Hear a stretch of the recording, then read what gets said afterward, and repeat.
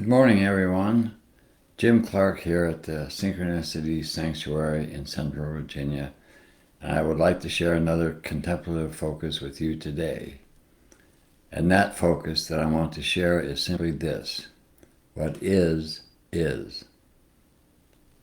I am. Therefore, I am what is. With consistent meditation practice and holistic lifestyle, one gradually dilates the space between the polarities of their human experience. The polarities that we know every day as the external world versus the internal world of our experience. And eventually, the infinite presence of oneself becomes a palpable experience. As this presence grows in strength, the illusion of separation begins to dissolve, and the distinctions of I as something separate from the observable objective world dissolves, revealing the unity of diversity. So that's what I want to share with you today, and we'll explore this in depth here. So what happens is when you meditate, what do you do? Fundamentally, all you're doing is you're taking your focus, what you are focused upon, away from the external world, and you are focusing in duration on the internal experience. You're shutting your eyes, you're in a quiet space. Hopefully you have a synchronicity soundtrack playing. If not, you can just be sitting quietly, and then you're putting a focus on the emptiness that's inside of your existence, even though it may not seem like it when you first began. You're just closing your eyes and maybe saying a mantra or something of that nature and exploring what's there. What is this? What is this part of my existence? What is this experience going to lead me to? And like anything we do in life, if we do it consistently every day, we build power, we build strength in that focus. Because for the most part, people in the world today are automatically focused on the external, the objective reality that we know as the people and places and things that are seemingly separate from us. And in that focus, with all its power, that's the world that we know, and that's the real world to us. And in that real world, we're constantly trying to survive, we're trying to belong, we're trying to make a life, and yet it's always a struggle, and there's a seeming separation between that world and ourselves. And this is the bottom line of our human experience, is that without consciously taking the reins of our mind, without consciously taking the reins of our focus, and putting it on the interior, the subjective aspect of our experience, we don't know what's there, and we don't know what may lie within. And we're stuck with our identity, our name, our sex, our job, our position in society, and so forth and so on. And we try to do the best we can with that. And of course, that's never quite enough. There's always this yearning for more. You want to find something fulfilling in life, something that's elevating in life. And yet, all our attempts to find that something, that elevating, expanding experience that gives us some validation of who we are and what life is, doesn't seem to last very long. We may have brief moments when we acquire something from the outside world, like a new house or a new car, where we feel like, wow, everything's working fine. But that doesn't last very long.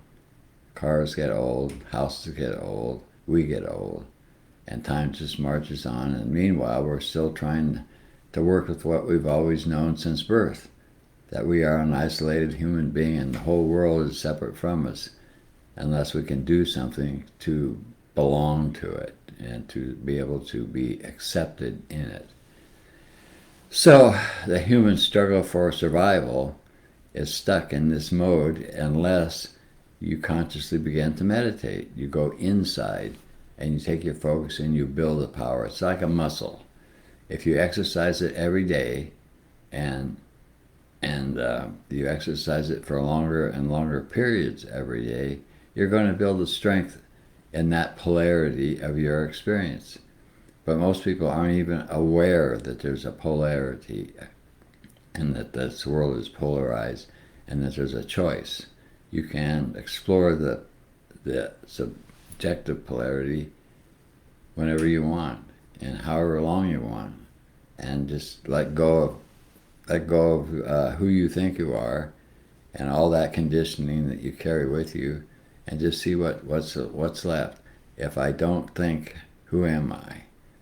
If I am who I perceive myself to be, well, that still exists when I go inside and close my eyes and meditate, and so forth and so on. It's an exploration, and it's a discovery process. And in that process, we develop more power as we keep doing it. And there's definitely some markers that happen for people when they begin to meditate. In my case, it was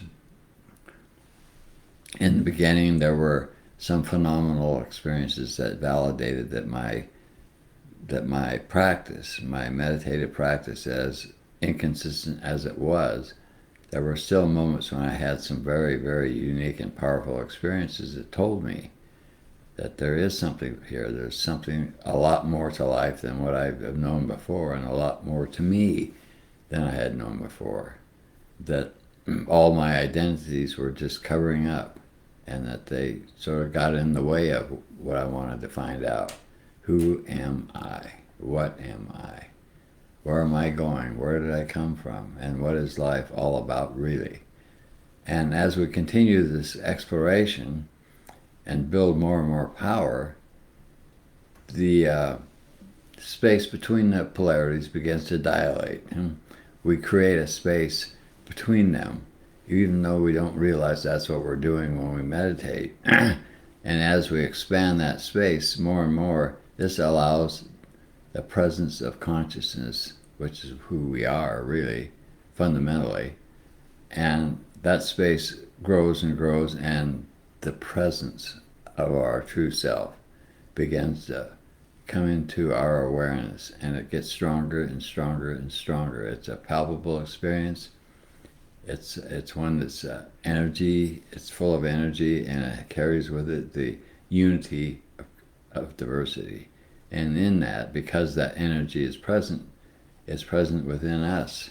And as we grow that energy, as we grow our awareness, then we become stronger within it, so that our old identities drop away in terms of their importance and their position as being the only thing we are. So there's more depth and more things to explore within ourselves than we ever dreamed of. And once we get a taste of that, we keep meditating, and we keep meditating, we keep building more and more strength until we are able to manifest that presence on a continual basis. And this is what meditation is all about. It's discovering who you are and what life is. That's really all it's about. It's so fundamental and so simple that you wonder why it's so difficult to get people to do it. But that's just the way that the creation game is laid out. We begin our human experience as a disempowered human being. What I mean by that is we are totally involved with our identification and who we are. We're totally involved with our experience as a human being and being successful in terms of survival, which is a fear-based experience because it's us against the world, all right? We're vying for a place where we can survive and some social position, etc., etc. Today it's you have to have a job, you have to have some kind of profession, and the more you know, the more power you get, and so forth and so on. This is what the external experience is from the perspective of this, right? So as long as you're just locked into that part of your existence, that negative polarity, a contractive polarity where you're condensed and you're physical and you're growing older and you're going to die and you want to know how you can survive and be as comfortable as you can, and you want your family to be well and so forth and so on, even though the march of time is going on, irregardless of what you do, and we know this inside ourselves. We know that time moves on and that life is a temporary experience. And we try to ignore that and distract ourselves while we're still breathing so that we don't get bothered by the temporary nature of the human experience. And of course, this only leads us to more fear as we approach the end of our life. We are afraid because we have not discovered that there really is no end to life, that life itself is consciousness, and that life itself is eternal. We may lose this form, for sure, and we'll lose the identifications that came with the form that we accumulated as we grew up and were acculturated in our life. But that doesn't mean that we die. We simply move on to the next experience in our evolutionary process as we evolve from being unaware to being fully aware, as we evolve from being something separate and physical and temporary to that which we are eternally, which is consciousness, what we call consciousness. So it's just a word. You can use any word you want to point to the source of existence and the indescribable eternal nature of that source. Because in truth, we are eternal and life is eternal. Nobody ever loses life because that's what they are.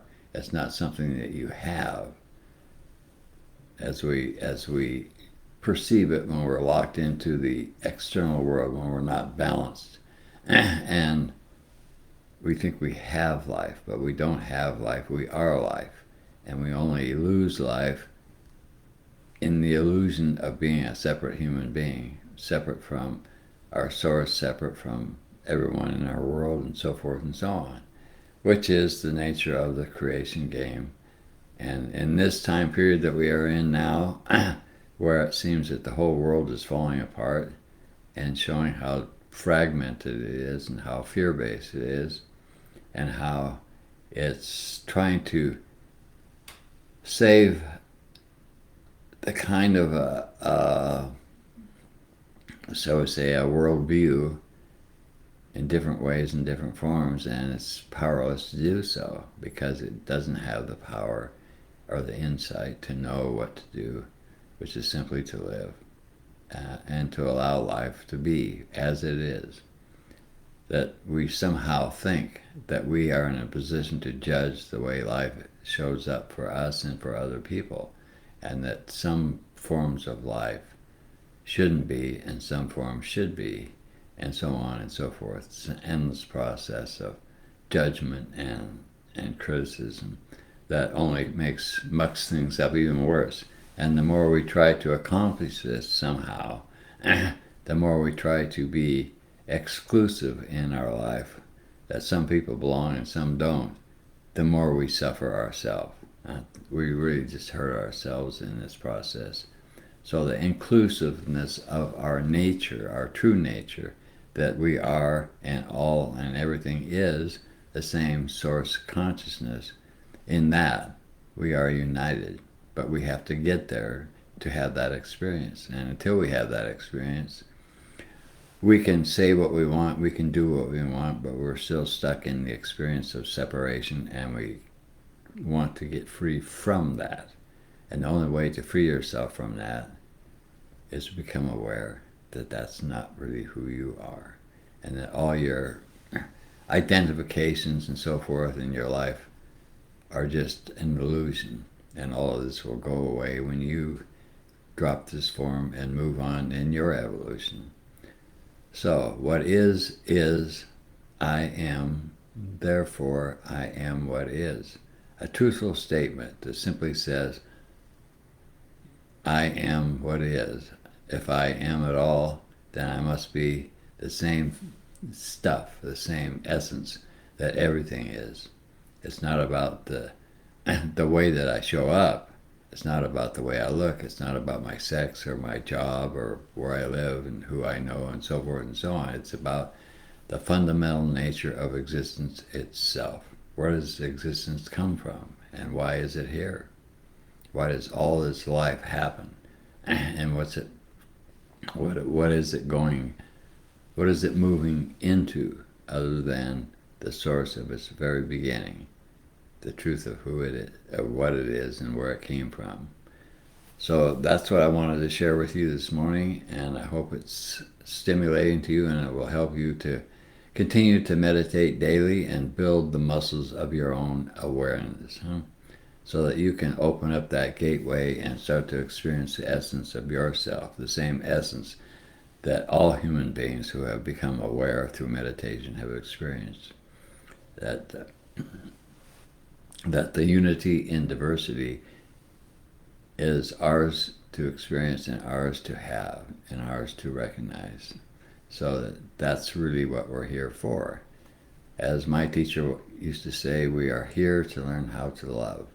We're here to learn how to include everything in our world as the same source consciousness that we are. But you cannot do that if you don't have that experience in you yourself, because that will continually get in the way and prevent you from having the full experience of unity that you are really striving to have. So that's what I wanted to share with you today, and I hope that you've enjoyed this and got something out of it that's of value to you. So until next Monday, I'll see you again, and thank you for watching. See if I can find this.